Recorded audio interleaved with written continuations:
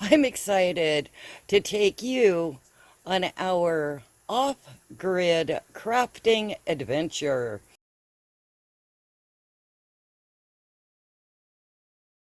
Our off-grid fun adventure today is going to be making a natural dye and dyeing paper. Okay, the hibiscus tea is definitely boiling, and I'm going to take it off the heat and let it cool down. The stronger the tea, the deeper the dye. I don't have to be that careful if any of the flowers get in my mixture here, because it'll only help to add more to it later. But I'm wanting my paper that I'm dyeing to have texture. Let's start off with this coffee filter. It's white, so I want to add more color to the white. I hope we can get a good picture here, because as you can see, it's got pretty pink. I'm gonna scooch it up to give texture and movement to my coffee filters. I've got some cardstock too that I want to try in a little bit.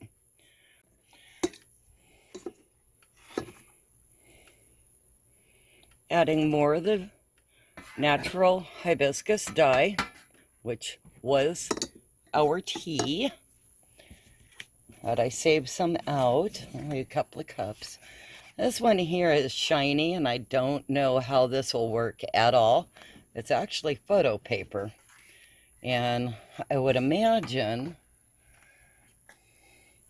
it may not dye as nicely as I'd like, but we never know.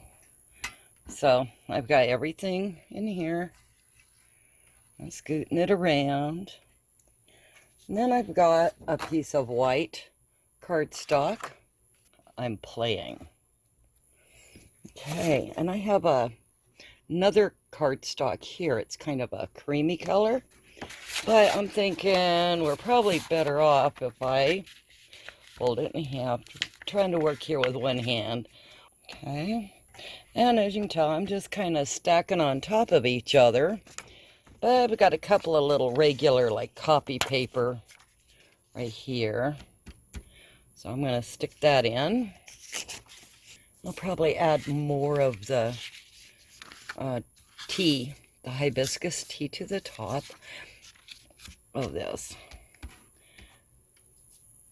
And a lot of people, as I mentioned earlier, will use coffee or tea for their dyeing. And a lot of it is to distress it, make it look antique or old. Gives more character. Ooh, isn't that pretty? Look what we're having for dinner tonight.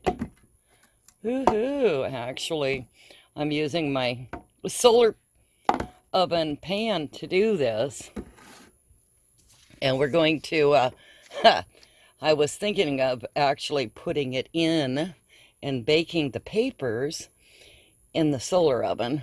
But that'll have to be for next time, because I've got dinner in the solar oven as we speak. So now we will see what we get. Oops, I just made a mess. Leave it to me. That happens often when I get carried away playing. Yeah, let's see what else happens if I sprinkle some of the material on top. I haven't a clue, guys. We'll see if anything happens here.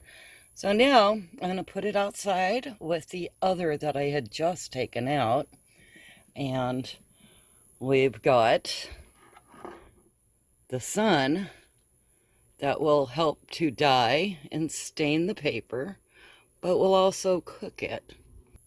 I brought the coffee filters in from outside, and as you can tell, they got pretty dry. Not completely dried, but I didn't want to risk having them blow away. As it was, some of them were pretty stuck to the bottom of the pan. I loosened it up and turned it over. Now what I'd like to see is how well they're going to rinse out. Big reveal here. Having a clue what's going to happen and how much of this is going to disappear or go away. But I think we might be okay. And bring it up. And that one looks like it probably should have cooked a little longer. So I'm just going to do a quick dip here.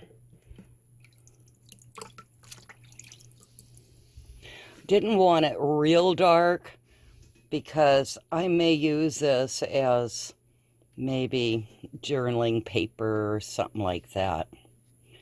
I haven't a clue what I want it for. Now these are the ones that we just did. So they haven't been out in the sun very long. See, this one here looks really cool. I think it has all kinds of texture and effects and lines and dark spots. Ooh, this one's cool too. Look at that.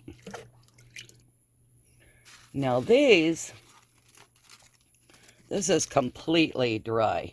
And I did these this morning. And they just look super cool to me. So I'm going to throw that in. And we'll see if I lose as much of the color. I don't think we will, though.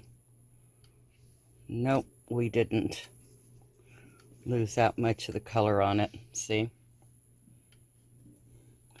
Now, I wish I had a place to hang these to dry. And again, as you can tell, I'm making a mess, but I'm having fun. That one turned out really super cool, too. And that's what I want. See that effect? I don't know about you, but I love tie-dyed. And that's what this reminds me of, is tie-dyed. And I'm sure if I get a little bit of the hibiscus stain on my counters and my porcelain sink, a little bit of bleach would remove it. I can think of all kinds of neat things to use this for. Now this one here looks like it has a bit of blue cast in it. See at the bottom? Or a deep purple. And it sure did turn the water blue. Like a deep, almost like purple, huh?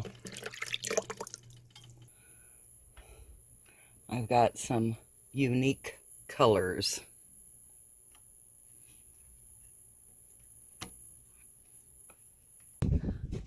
Okay, right here I have the rinsed coffee filters, and I tucked them, scoonched them all up and got them back in this black pan, and we'll see how quickly they dry. And then I can open them up and press them with an iron. Some of these will be ready in about 5 minutes out here in the bright sunshine. And, you know, it's 104 degrees here today, so it won't take very long, that's for darn sure. Rob is going to help with the final reveal. But that turned out that blue-gray. Yeah, and some of that turned out really dark as well. And the only thing I can really figure is because it was literally cooked in the sun. And Rob, turn that one over. Because see, not as much dye got on that one as that side. But I think they all turned out pretty cool. And the white spot in the middle there, that was from hanging it on the clothesline. You can see there's the pink, and there's like the darker bluish color. and lighter pink in that. So I thought that was pretty interesting. And so now we'll see how well these press out and if it still keeps as much of the crinkly look in there for the effects or not. I think some of them I'm going to leave wrinkled. No, let's put that here, I think. So it's really hard to believe that the dye from the hibiscus tea actually worked so well. And this was the very first one that we just dipped in and took out quickly, is that one. And as you can see, that changed the color too, from light to that shade. And those ones, because they don't have as much in it, go straight really fast. Yeah, it sure did go straight. Okay. So, looks like these were a success. When I make something with them, I'll do another video. But it looks pretty good to me. The pieces of coffee filter that Rob is pressing now actually was my first attempt at using avocado skins and the avocado seed to dye my coffee filters. And it turned out very light, probably because I only had 2 avocados to work with. But it took about an hour and a half, 2 hours of simmering on the stove. And I did not cook these outside. So I think the avocado filters and the lighter hibiscus filters will go well together. Hope you enjoyed our little bit of fun and nonsense and discovery, because I had never used hibiscus tea before as a way to dye paper. I know it stains when it gets on your clothes. That's why I figured it'd be great as a dye. And anyway, just wanted to show you what we got going on. Bye.